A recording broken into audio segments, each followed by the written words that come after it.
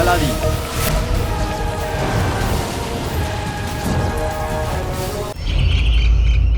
জ্ঞান ফিরতেই তোমাকে উত্তর দিতে হবে। তুমি আমার স্ত্রীকে কেন মেরে ফেললে? আমার বাড়িটা কেন জ্বালিয়ে দিলে? আমি তো তোমার সব থেকে বড় বিশ্বস্ত ছিলাম না? এই পরিণাম দিলে আমার বিশ্বস্ততার। আজ এই ছুরিটা তোমার রক্তে রাঙিয়ে দিয়ে আমার উদ্দেশ্য আর রুকসারের ন্যায় বিচার দুটোই সম্পূর্ণ হবে। ইচ্ছে তো করছে এই মুহূর্তেই তোমার প্রাণটা নিয়ে নিই, কিন্তু তারপর তোমার ওই নিষ্পাপ মেয়েটার মুখটা আমার সামনে ভেসে ওঠে। আমার বাবার সুরক্ষার জন্য আমি চিন্তিত। আমি তোমার বাবার সুস্থ হয়ে যাওয়ার জন্য প্রার্থনা করব। তোমার বিচার তো গুঁফো করবে, কিন্তু গুঁফোর হাতে তুলে দেওয়ার আগে তোমায় আমার সব প্রশ্নের উত্তর দিতে হবে।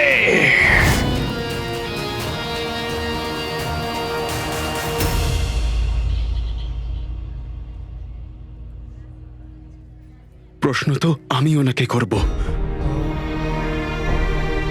যে কেন উনি আমাকে আর মাকে ছেড়ে চলে গেলেন।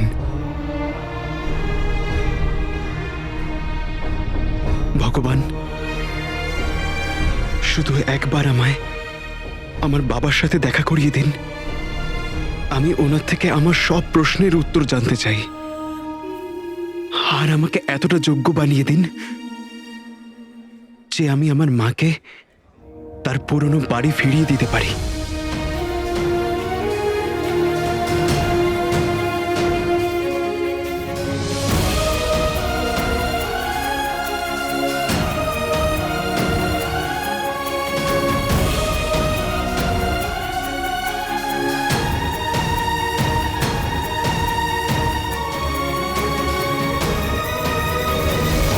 ভাই আর বোনরা, আমি খাবার পরিবেশন করছি। নামাজ শেষ হওয়ার পর আপনারা খাবার খেয়ে নেবেন।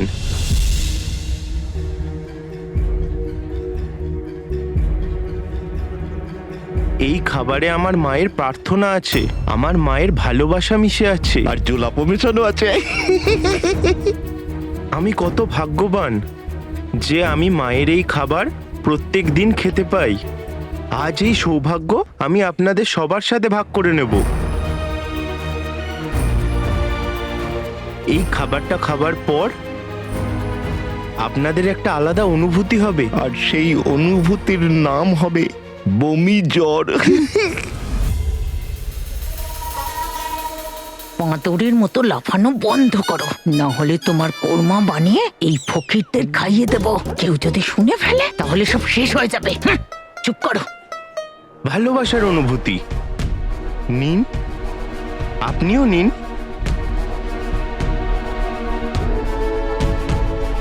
এই নিন।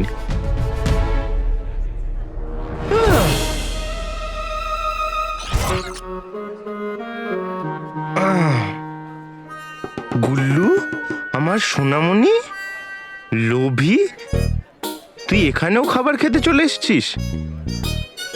আমি তো খাওয়ার জন্য সবকিছু করতে পারি। আমার খিদে পেয়েছিল তাই বসে পড়েছি।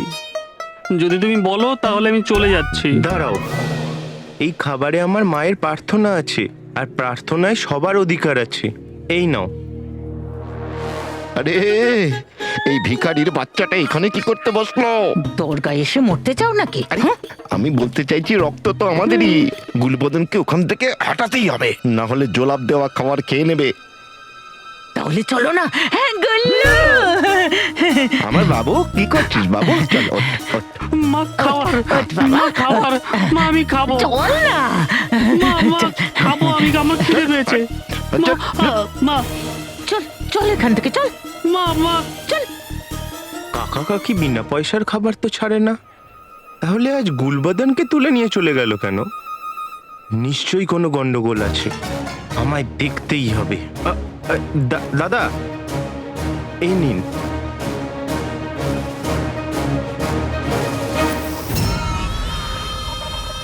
কালো চোর, ওই পবিত্র দরগার বাইরে আয়,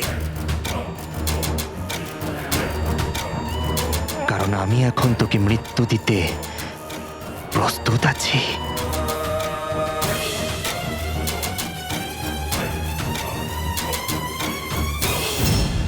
এদিকে আমি আয়। খাবো, গোল্লু, আমি আমার খাবার কথা শোন, খাবো। চুপ কর। তোকে আমি বারণ করেছিলাম ওদের সাথে খেতে, কেন বসেছিলি ওখানে? বল আমার সোনা। বল আমার ষাঁড়।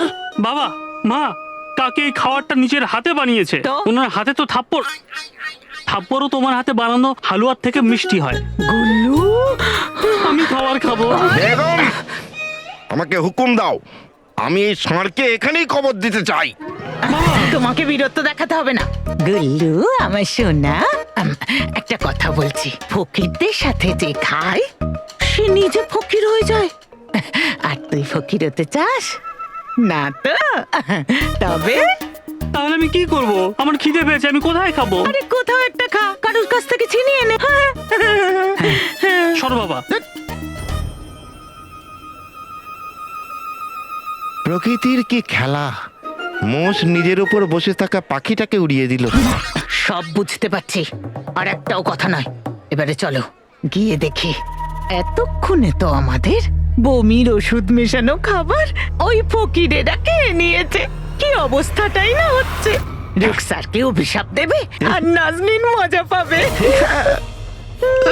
কি হলো, জল খাবে? এরা ভাবে কষ্ট পাবে। চলো। আল্লাহ হাবিবি, এবার আমি করব কি? এরা দুজন খাবারে ওষুধ মিশিয়ে দিয়েছে। আমাকে যে করেই হোক ওই নিরীহ লোকগুলোকে খাবার খাওয়া থেকে আটকাতে হবে, নয়তো ওরা অসুস্থ হয়ে পড়বে। আর যদি আমার মায়ের ওপর কেউ আঙুল তোলে, আমি সেটা সহ্য করব না। আর তারপর তো এই দুজনকে এমন মজা দেখাবো এরা কোনোদিনও ভুলবে না।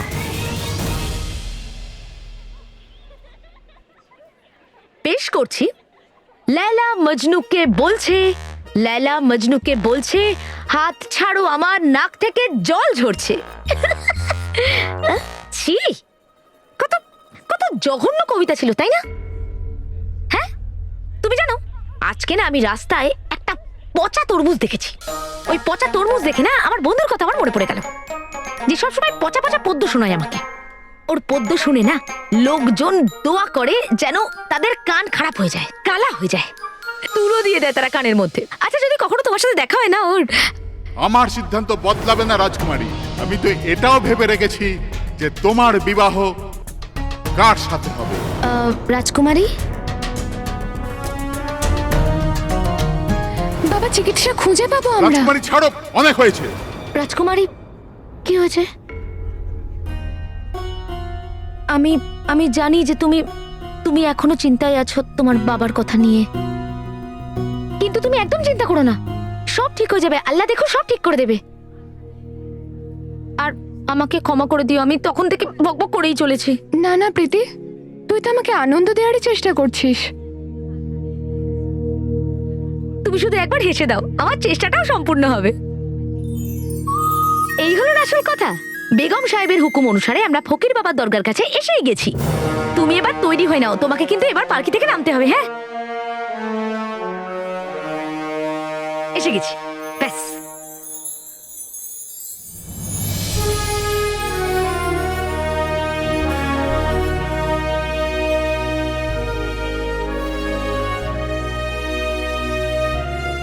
রাজকুমারী ইয়াসমিন দীর্ঘজীবী হন। রাজকুমারী ইয়াসমিন দীর্ঘজীবী হন। রাজকুমারী ইয়াসমিন দীর্ঘজীবী হন। রাজকুমারী ইয়াসমিন দীর্ঘজীবী হন। ভগবান, একটা ছোট্ট প্রার্থনা আরো আছে। আপনি তো জানেন যে আমার স্বপ্নের রাজকুমারীকে শুধু একবার শুধু আমার রাজকুমারী ইয়াসমিনের সাথে দেখা করিয়ে দিন। একবার। আমি আপনার সামনে হাত পাচ্ছি।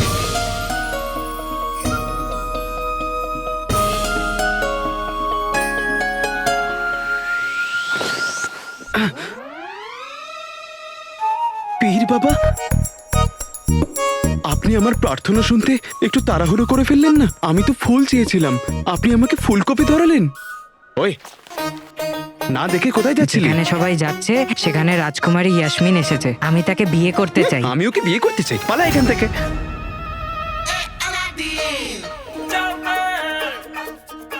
রাজকুমারী ইয়াসমিন এসেছে।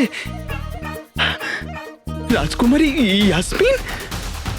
মা মা তুমি শুনেছো? রাজকুমারী ইয়াসমিন এসেছে। মা, তোমার প্রার্থনায় আজকে আমার স্বপ্ন সত্যি হতে যাচ্ছে। আমি রাজকুমারী ইয়াসমিনকে দেখতে যাব। আরে শোন, তুই যদি রাজকুমারী ইয়াসমিনের সাথে দেখা করতে যাস তাহলে তোর এই প্রিয় সমস্যার কি হবে? প্রিয় সমস্যা? মা, জিনুর বাচ্চা তোমাকে ভুলভাল গল্প শোনায় আর তুমি মেনেও নাও। তুমি তো জানো, বলো, আমার মনে শুধুমাত্র রাজকুমারী ইয়াসমিনই থাকে। যা। আরে শোন, তুই আর চান তো করেছিলিস না? হ্যাঁ মা। শোন, তুই রাজকুমারীর সামনে না বাদরের মতো লাফাতে থাকবি না। সেদিন তুই বাড়িতে লাফাচ্ছিলি, তোর পা জামা ফেটে গেছিল। মা, আমি সব বুঝে গেছি, আমি সব ঠিক করে নেবো। ভগবানের জন্য আমাকে যেতে দাও। হ্যাঁ, যা।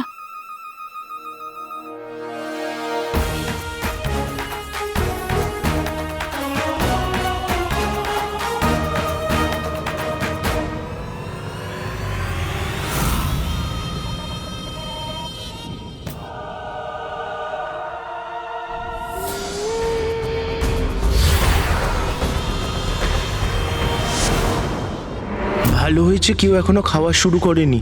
আজান হয়ে গেছে, এবার আপনারা খাওয়া শুরু করুন।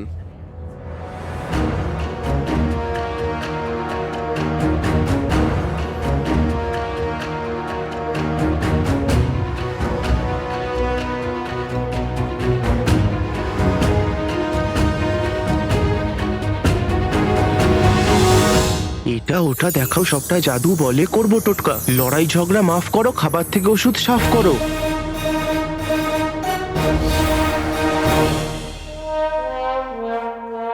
ঝাড়ু? আমি কি জিন, না জিনের নামে কলঙ্ক? আমার কাছে এটাই শেষ সুযোগ। আমায় কিছু না কিছু করতেই হবে। মায়ের সম্মানের ব্যাপার, জাদু এবার ভুল হতে পারে না।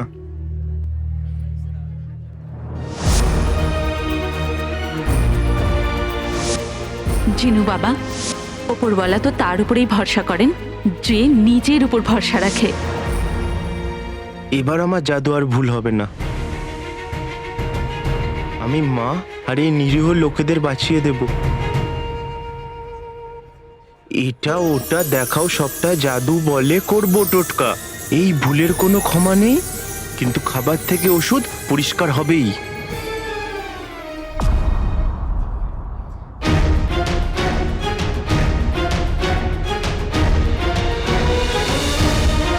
বাঁচলাম না মরলাম?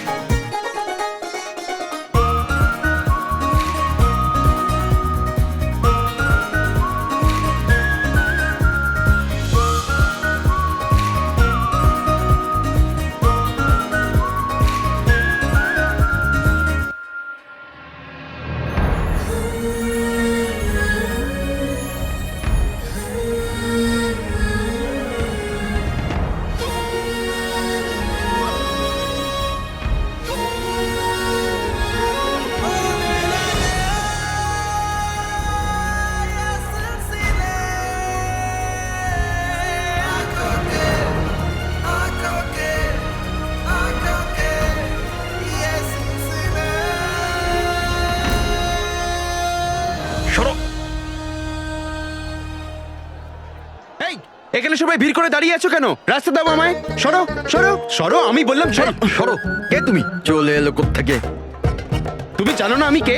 আমি বাগদাদের ভবঘুরে সংঘের অবিবাহিত সমিতির সুবিধার প্রেমিক। ও, আরে সরুন সরুন, উচ্চপদস্থ লোক, হ্যাঁ, রাস্তা দিন, সরো, রাস্তা সরো। দিন।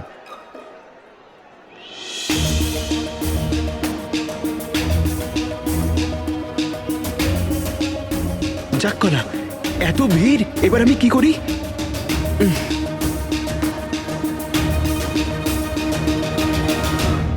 রাজকুমারী এই দরজায় খুব ভিড় আছে, আমরা পিছনে দরজা দিয়ে যাই বরং। চলো।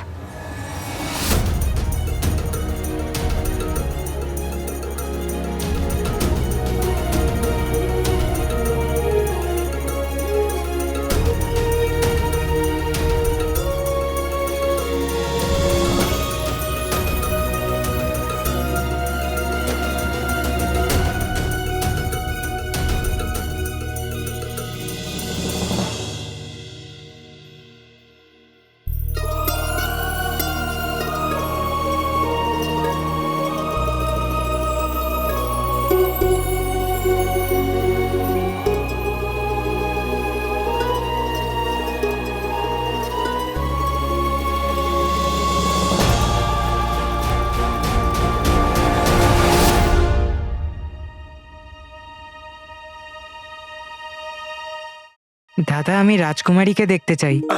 হ্যাঁ। আরে, ও তো চলে গেল। কিন্তু তুমি মন খারাপ করো না, যখন আমি রাজকুমারীকে বিয়ে করব তখন আমি তোমার সাথে ওর দেখা করিয়ে দেবো, তারপর মন ভরে কথা বলে নিও। ধন্যবাদ, তুমি খুব ভালো দাদা।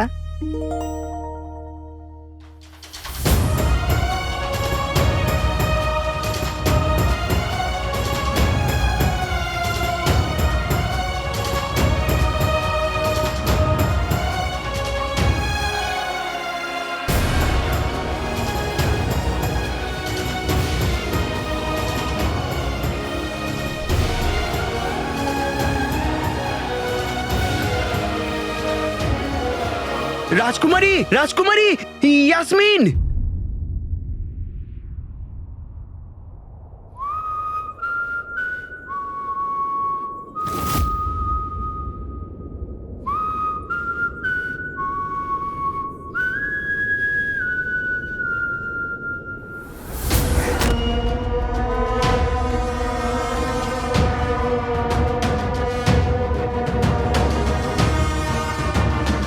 রাজকুমারী, ইয়াসমিন।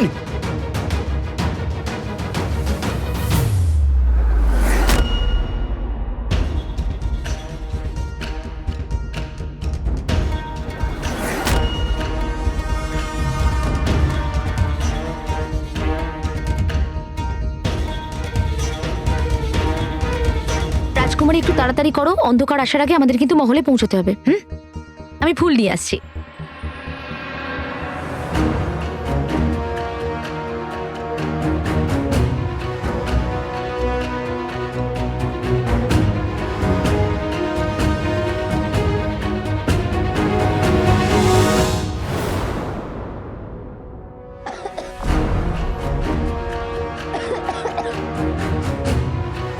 আস্তে আস্তে।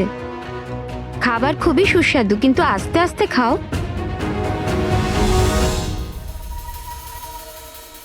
এইভাবে তো কিছুই বুঝতে পারবো না, আমাকেই এবার খাবার খেয়ে দেখতে হবে। দাদা,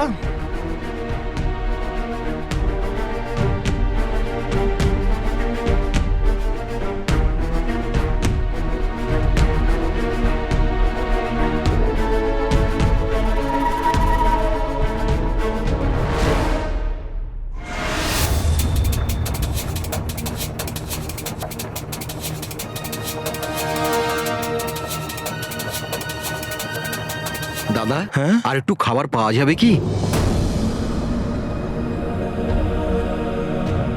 হ্যাঁ নিশ্চয়ই দাদা, কিন্তু আগে এটা বলবেন যে খাবারটা কেমন হয়েছে। খুব সুন্দর এবং সুস্বাদু খাবার হয়েছে।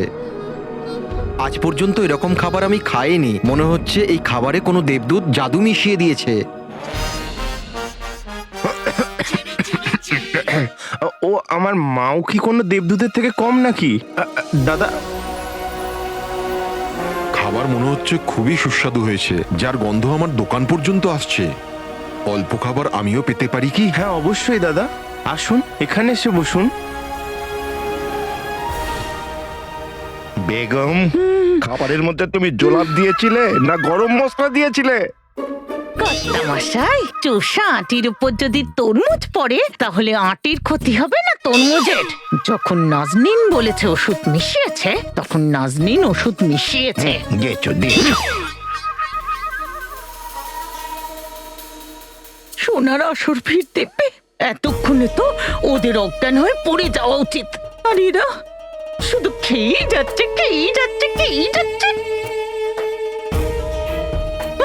আরে আমার প্রাণটা বার করে দেবে নাকি? চলো।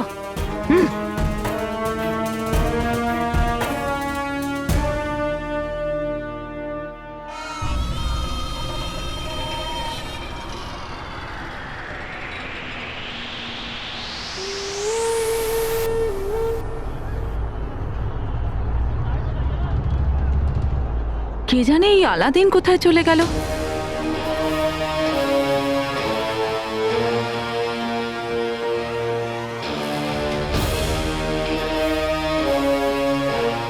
মনে হচ্ছে ওখানে আছে। প্রীতি, প্রীতি, প্রীতি, এদিকে, প্রীতি, প্রীতি।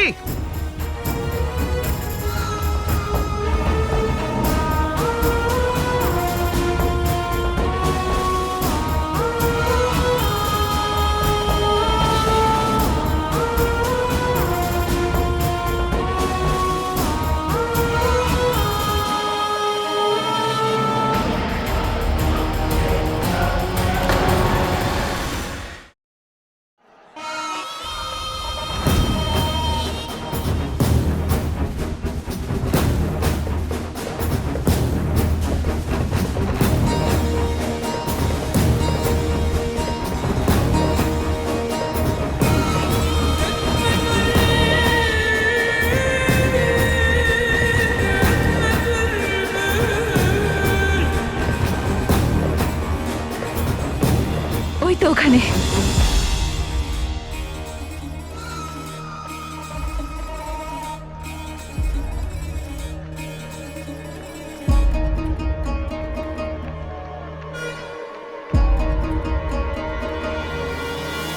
আলাদিন!